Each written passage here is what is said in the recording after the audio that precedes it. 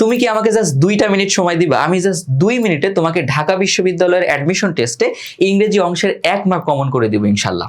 তুমি বলতে পারো ভাইয়া মাত্র 1 মার্ক। দেখো, প্রতি বছর ঢাকা বিশ্ববিদ্যালয়ের অ্যাডমিশন টেস্টে মাত্র 0.25 মার্কের জন্য হাজার হাজার স্টুডেন্ট ফেল করে। ইভেন যদি পাসও করে চান্স পায় না। সো 1 মার্ক হচ্ছে খুবই গুরুত্বপূর্ণ। সো এই ভিডিওতে আমি 1 মার্ক কমন দেওয়ার চেষ্টা করব এবং অন্যান্য ভিডিওগুলোতে আমি আরো মার্ক কমন দেওয়ার চেষ্টা করব। সো তোমরা হচ্ছে সিআরএমির সাথেই থাকো, অনেক কিছু জানতে পারবে। ওকে, সো আগে তোমাদেরকে একটু প্রমাণ দিয়ে দেখায় যে বিষয়টা কিভাবে হচ্ছে, 1 মার্কটা আসলে ভাইয়া কিভাবে কমন দিচ্ছে। দেখো, তুমি জাস্ট এই জিনিসটা দেখো, কি বলতেছে, ফিগার অফ স্পিচ কত সেশনে এসেছে? 25-26 সেশন। ঢাকা বিশ্ববিদ্যালয়ের বি ইউনিট 25-26 সেশনে এসেছিল। আচ্ছা, এরপরে দেখো আবার বলছে এখানে ফিগার অফ স্পিচ কত সেশন?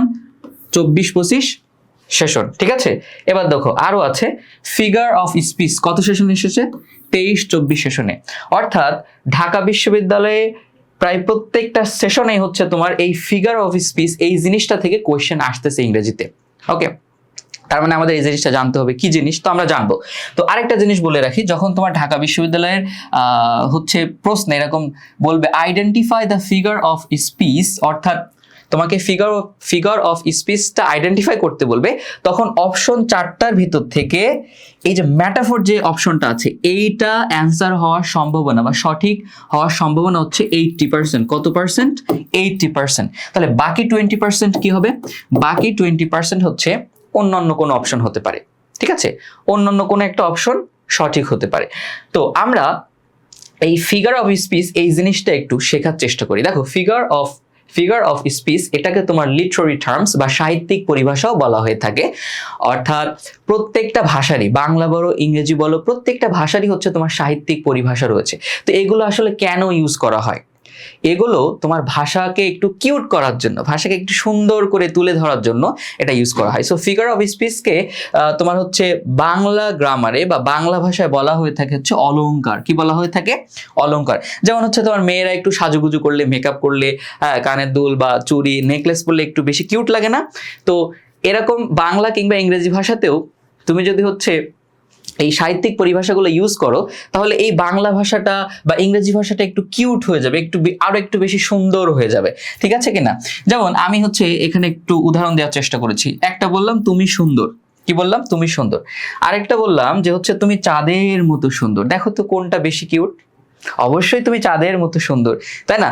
এটা বেশি কিউট, কারণ হচ্ছে এখানে তোমার অলংকার ইউজ করা হয়েছে, ফিগার অফ স্পিচ ইউজ করা হয়েছে, ঠিক আছে কিনা? আবার ইংরেজি দেখো, আমি বললাম যে তুমি ইউ আর বিউটিফুল, তুমি সুন্দর। সো এটা না বলে আমি যদি বলি, যেমন এখানে একটা উদাহরণ দেওয়া রয়েছে যে you are my shining star, তুমি হচ্ছে আমার উজ্জ্বল তারকা, মানে তুমি আমার আকাশের উজ্জ্বল তারকা। সো এই জিনিসটা না আরেকটু বেশি কিউট, বেশি সুন্দর।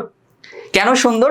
কারণ এখানে হচ্ছে তোমার সাহিত্যিক পরিভাষা বা ফিগার অফ স্পিচ ইউজ করা হয়েছে, ঠিক আছে কিনা? তাহলে ফিগার অফ স্পিচ জিনিসটা ক্লিয়ার, এবং সাহিত্যিক অনেক পরিভাষা রয়েছে।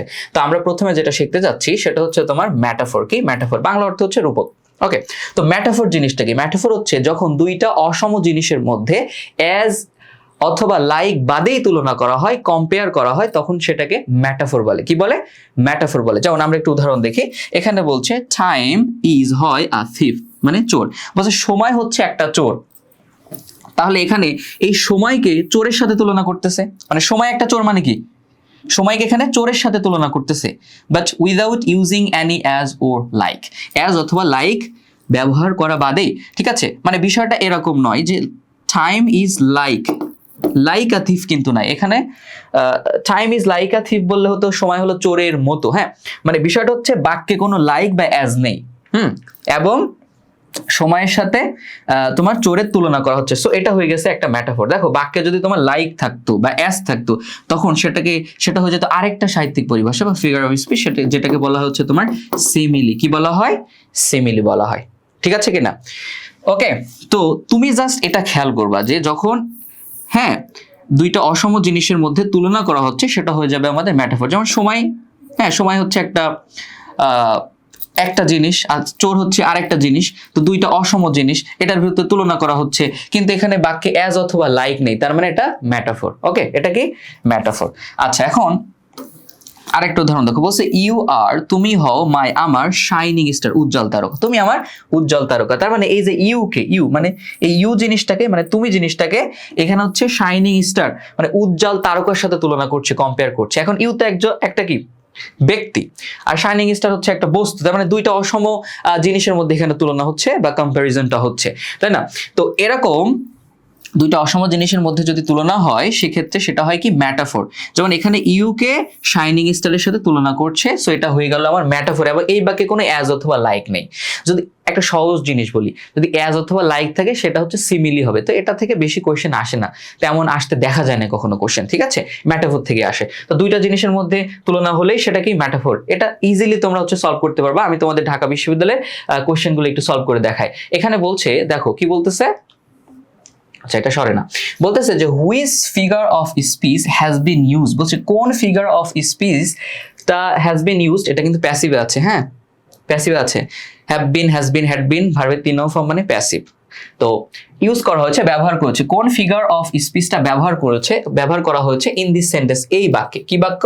লাইফ ইজ আ পাজল, জীবন হয় একটা ধাঁধা, জীবন হয় একটা ধাঁধা, উইথ পিসেস, যার টুকরাগুলো, দ্যাট যেগুলো বলতে যে টুকরাগুলো, দ্যাট একটা রিলেটিভ প্রোনাউন না, রিলেটিভ প্রোনাউন দ্বারা তার আগের নাউনকে বোঝায়। যে টুকরাগুলো ডু নট অলওয়েজ ফিট, সবসময় খাপ খায় না। জীবন একটা ধাঁধা যার টুকরাগুলো সবসময় খাপ খায় না। সো এত কিছু জানার দরকার নেই। আমার এখানে বলতেছে কোন ফিগার অফ স্পিচ। তো আমি কিন্তু তোমাদের বলছিলাম যে অপশনের ভিতর থেকে ম্যাটাফোরটা 80% ক্ষেত্রে কি হতে পারে, সঠিক হওয়ার সম্ভাবনা বেশি। ওকে, এখন আমরা দেখি যে এটা আসলে কোন figure of speech. Life is a puzzle, জীবন হয় একটা ধাঁধা। তার মানে এখানে জীবন জিনিসটাকে তোমার এখানে পাজল বা ধাঁধার সাথে তুলনা করতেছে, কম্পেয়ার করতেছে, বাট কিন্তু বাকি কিন্তু তোমার কোনো অ্যাজ বা লাইক নাই। তার মানে এটা হচ্ছে তোমার একটা ম্যাটাফোর। এটা কি ম্যাটাফোর? জীবন একটা অ্যাবস্ট্রাক্ট জিনিস, আবার ধাঁধা এটা আরেকটা জিনিস, দুইটা অসম জিনিসের মধ্যে তুলনা করতেছে।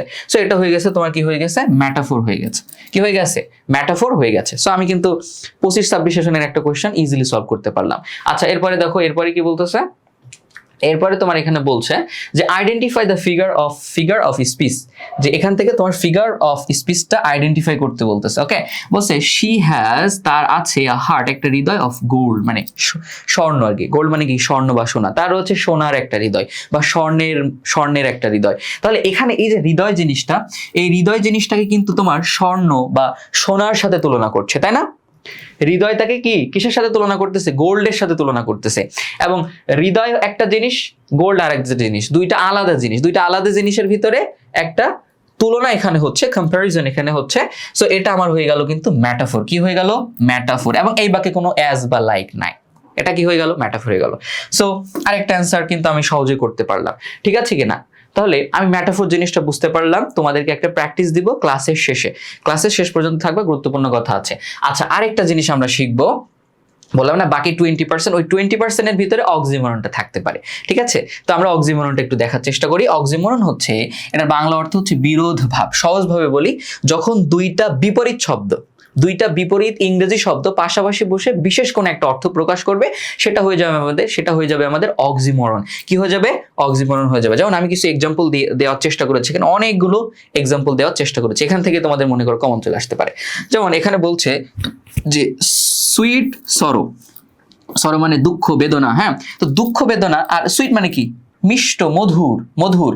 তো আসলে দুঃখ বা বেদনা জিনিসটা কিভাবে মধুর হয়, কিভাবে মিষ্টি হয়? দুইটা বিপরীত অর্থ না, বেদনা মিষ্ট বা হচ্ছে তোমার মধুর বেদনা। সো বেদনা বা দুঃখ জিনিসটা কিভাবে মধুর মতো হয়, মিষ্টির মতো হয়, বিপরীত ওয়ার্ড। সো এটা একটা অক্সিমরন হয়ে গেছে। এবার হচ্ছে লিভিং ডেড। লিভিং মানে হচ্ছে জীবিত যে জিনিসটা, ডেড মানে হচ্ছে মৃত, মানে জীবিত মানে জীবিত জিনিসটা আবার কিভাবে মৃত হয়, দুইটা কিন্তু বিপরীত ওয়ার্ড এখানে ইউজ করেছে। So oxymoron. ওপেন মানে খোলামেলা, প্রকাশ্য, সিক্রেট মানে হচ্ছে গোপন, হ্যাঁ মানে প্রকাশ্য গোপন, মানে গোপন জিনিস আবার প্রকাশ্য বা ওপেন খোলামেলা কিভাবে হয়। সো এটাও কিন্তু হচ্ছে তোমার একটা অক্সিমরন। ওকে, তা হচ্ছে বিটার সুইট, একইভাবে তিক্ত মিষ্টি, মানে তিক্ত জিনিস আবার একই সাথে মিষ্ট কিভাবে হয়, হ্যাঁ। তা হচ্ছে ডিফিনিং হচ্ছে সাইলেন্স, কানফাটা নীরবতা বা ভয়ঙ্কর নীরবতা। দেখো পরপর এখানে প্রত্যেকটা তোমার হচ্ছে ফ্রেজে কিন্তু দুইটা বিপরীত ওয়ার্ড ইউজ করা হচ্ছে। সো এটা হচ্ছে অক্সিমরন। এখন আমি তোমাদেরকে বলেছিলাম এখানে যে বিশেষ একটা অর্থ প্রকাশ করে, অর্থাৎ মধুর বেদনা, হ্যাঁ কি সুইট সরো, এটা কখন? যখন আমরা প্রিয়জনকে বিদায় জানাই, বিদায় জানানোর ওই মুহূর্তের অনুভূতিটার ক্ষেত্রে আমরা সুইট সরো শব্দটা ব্যবহার করি, অর্থাৎ মধুর বেদনা। ঠিক আছে কিনা? একটা বিশেষ অর্থ প্রকাশ করছে। লিভিং ডেড, জীবিত থেকেও মৃত, মানে কি যখন কোনো মানুষ দুঃখ কষ্টে তার সকল অনুভূতি হারিয়ে ফেলে, হ্যাঁ, তখন ওই মানুষটা কিন্তু আসলে বেঁচে থেকেও মৃতের মতো, মৃত ব্যক্তির মতো। সো ওই সিচুয়েশনটাকে আমরা বলে থাকি লিভিং ডেড। হ্যাঁ, বেঁচে থেকেও সে মৃতের মতো, জীবিত মৃত, লিভিং ডেড। ওকে, ওপেন সিক্রেট মানে প্রকাশ্য গোপন, মানে এমন গোপন বিষয় যেটা সবাই জানে কি কেউ বলতে চায় না। ঠিক আছে, এভাবে আর কি প্রত্যেকটা। সো আমি আর ব্যাখ্যা না করি, ক্লাসটা বড় হয়ে যাবে। তোমাদের বলেছে 2 মিনিট, সো 2 মিনিট হয়তো ওভার হয়ে গিয়েছে। সো এগুলো বিস্তারিত জানতে গেলে অন্যান্য ক্লাস দেখবা, তাহলে বুঝতে পারবা। আচ্ছা দেখো, মানে মূল জিনিসটা তুমি বুঝতে পারতেছো কিনা, আশা করি বুঝতে পারতেছো। তো অক্সিমরন জিনিসটা আমাদের কাছে ক্লিয়ার। ওকে, এবার আমরা একটা ঢাকা বিশ্ববিদ্যালয়ের একটা প্রশ্ন সলভ করি 23-24 সেশনের ঢাকা বিশ্ববিদ্যালয়ের বি ইউনিটে। বলছে identify the figure of speech in, এই বাক্যে কোন ধরনের ফিগার অফ স্পিচ হয়েছে? বলছে ট্রাবল। ট্রাবল শব্দের অর্থ হচ্ছে ভয়ঙ্কর। হ্যাঁ, বিউটি মানে সুন্দর, সৌন্দর্য বা সুন্দর, বা একটা ভয়ঙ্কর সুন্দর ইজ বর্ন মানে জন্মগ্রহণ করেছে, মানে একটা ভয়ঙ্কর সৌন্দর্য বা সুন্দর জন্মগ্রহণ করেছে। এখন দেখো এটা কোন ফিগার অফ স্পিচ? ট্রাবল ভয়ঙ্কর, মানে সৌন্দর্য জিনিসটা বা সুন্দর জিনিসটা ভয়ঙ্কর কিভাবে হয়? এটা তো হচ্ছে তোমার আনন্দ জাগ্রত করে। হ্যাঁ, ইট ক্যান বি প্লিজিং, তাই না? এটা আনন্দদায়ক হতে পারে, বাট এই ভয়ঙ্কর মানে সুন্দর জিনিসটা কিভাবে ভয়ঙ্কর হয়, তাই না? সো এখানে এই ট্রাবল আর বিউটি দুইটা কিন্তু আলাদা জগতের ওয়ার্ড, দুইটা কিন্তু বিপরীত ওয়ার্ড। সো এটা কিন্তু আমার এখানে হয়ে গেছে কি, এটা আমার অক্সিমরন হয়ে গেছে। বিশেষ একটা অর্থ প্রকাশ করছে, সেটা হচ্ছে যখন অতি সুন্দর কেউ জন্মগ্রহণ করে, অতি সুন্দর কেউ জন্মগ্রহণ করে, তখন এটা বলা যেতে পারে ট্রাবল বিউটি ইজ বর্ন, মানে ভয়ঙ্কর লেভেলের সুন্দর কেউ জন্মগ্রহণ করেছে। সেটা বুঝতে পারছো, মানে খুব বেশি সুন্দর।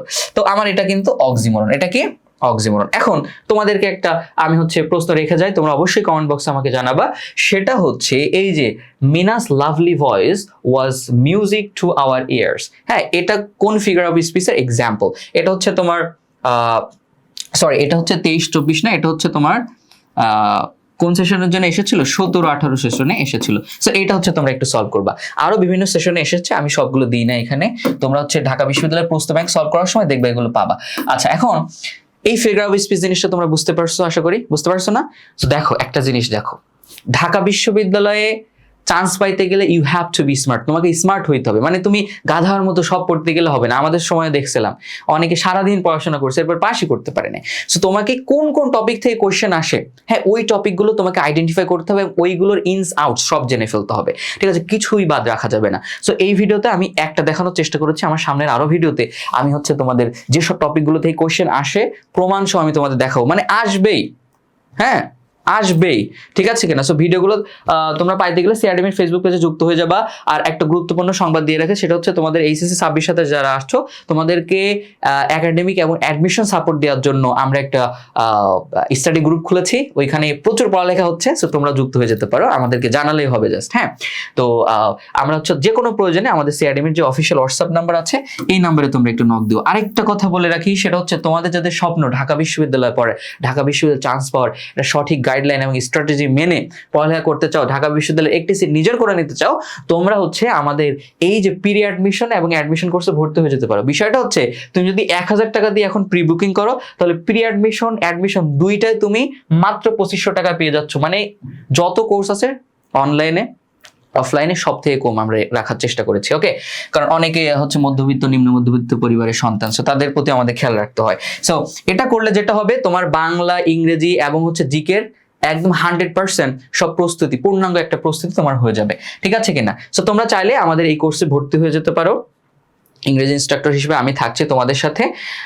তো তুমি যদি একেবারে জিরো হও, তোমাকে জিরো থেকে আমরা ঢাকা বিশ্ববিদ্যালয়ে চান্স পাওয়ার উপযোগী হিসেবে গড়ে তোলার চেষ্টা করবো ইনশাল্লাহ। ওকে, সো তোমরা চাইলে ভর্তি হয়ে যেতে পারো, অনেক স্টুডেন্ট ভর্তি হয়ে গেছে। সো তোমাদের অপেক্ষায় থাকলাম। সবাই ভালো থেকো, সুস্থ থেকো, আমার জন্য দোয়া করো, তোমাদের জন্য দোয়া থাকবে। নেক্সট ক্লাসে ইনশাল্লাহ দেখা হচ্ছে। আল্লাহ হাফিজ।